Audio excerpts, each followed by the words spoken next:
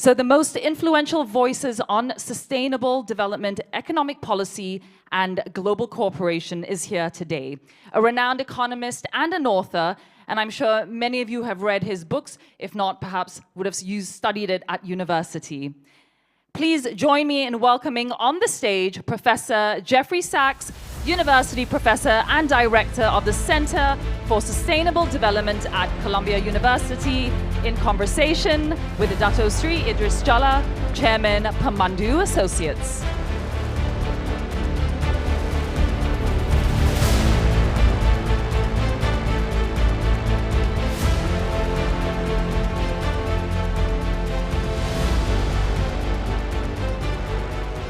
Over to you, Dato Sri. Thank you. We have one thing in common, that is Sunway University. He's distinguished professor at Sunway University. We have actually a school named after him, Jeffrey Sachs School of Sustainable Development. I'm an honorary professor there. Let's go straight to the chase. We only have 20 minutes. The last time I moderated him, that was in May last year. He went on for 3 hours. Don't worry. We'll be brief. The first one, since Donald Trump, President Trump is in town. Yes, he is. He's in town. We noticed. Do you think ASEAN should have played a role of coming together to negotiate as a collective on the reciprocal trade when he first announced it? And why? I think in general, ASEAN should stick together. The 11 will be more effective than one at a time. Big powers like to divide, but this is a big region, roughly twice the population of the United States. It's going to grow maybe 3 times faster than the United States.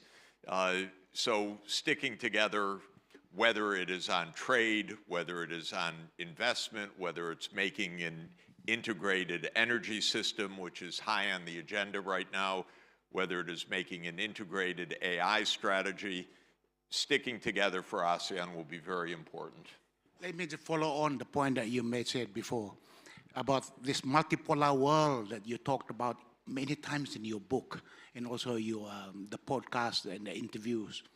You talk about the possibility of ASEAN playing the role of a bridge between East and West. Give me some examples in your mind how ASEAN can play the role of being the bridge that connects East and West. I'm sure everybody very much appreciates we're back to a more normal phase of world history, because for 2,000 years, Asia was the center of gravity of the world economy. Asia has been home to 60 to 70% of the world's population for 2 millennia.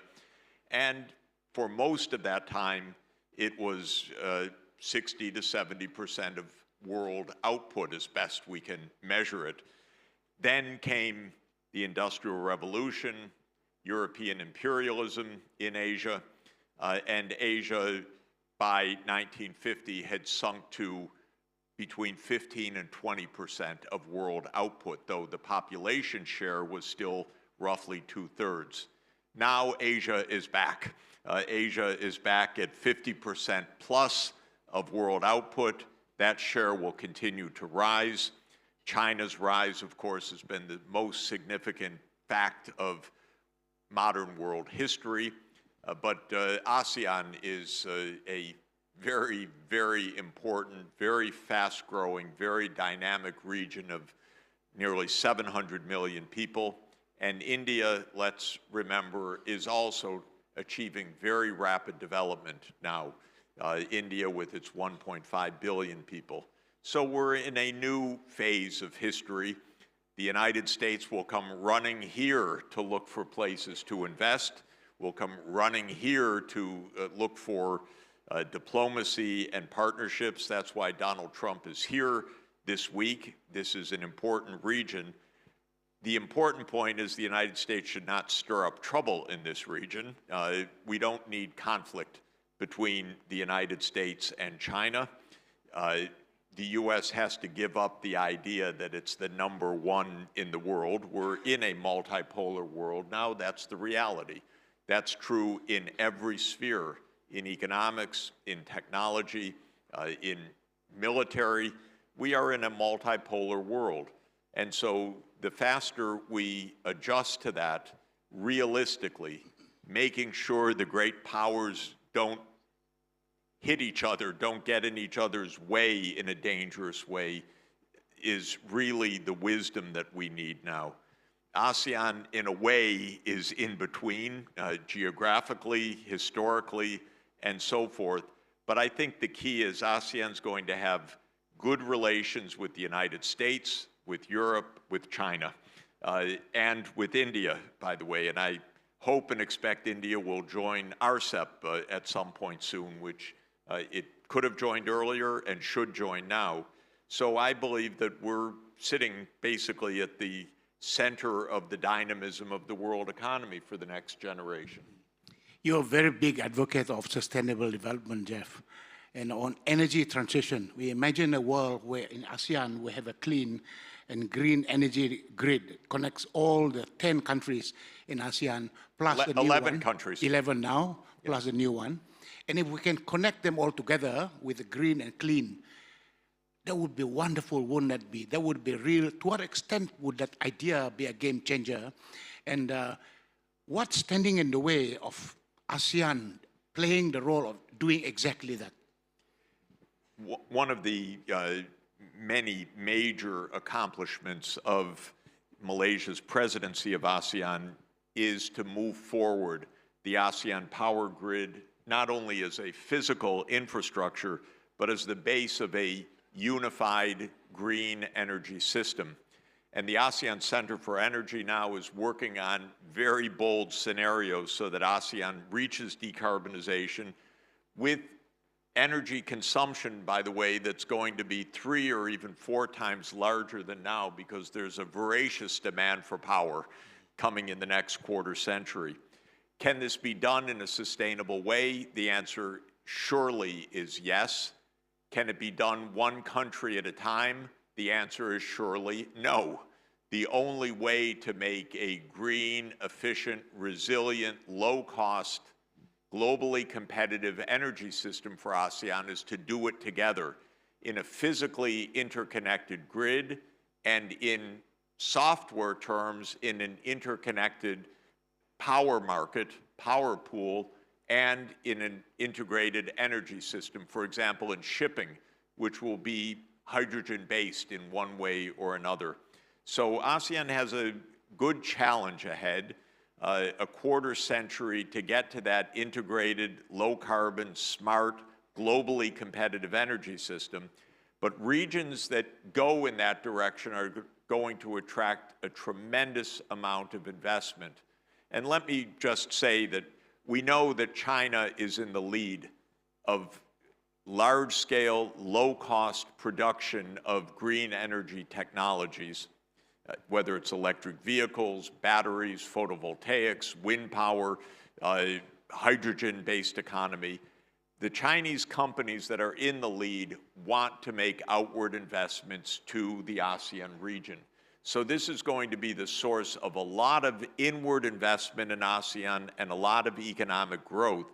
The green digital economy for ASEAN is also the growth economy for the next quarter century.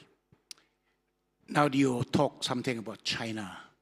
In recent history, China is the only country, Jeff, that had been successful in lifting the lives of 8 million people out from abject poverty. 800 million. 800 million, sorry, 800 million. Now, if you take that into account, what lessons can ASEAN learn from China to make sure that we lift so many of the poor people in the bottom 40% out from abject poverty as we grow our economies towards higher income? You know, in my own life experience, I first went to China in 1981, and China was impoverished. It really was a very poor country. In the 1980s and 1990s, they would take me to buildings that would have a model of what Pudong would look like or what Shenzhen would look like.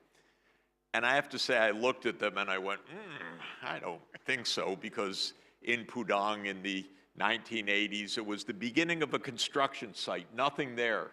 And in the building was a model that looked to me like Manhattan. And I thought, well, that's very ambitious, but not convincing. And there it is, of course. Shenzhen, a place of 23,000, mostly farmers in 1980, is now about 30 million people. And the World Intellectual Property Organization, WIPO, which records the most innovative clusters in the world, put the Shenzhen, Guangdong, Hong Kong cluster as #1 in the world in the 2025 report. I think that this is absolutely accurate. What did China do that we can all learn from?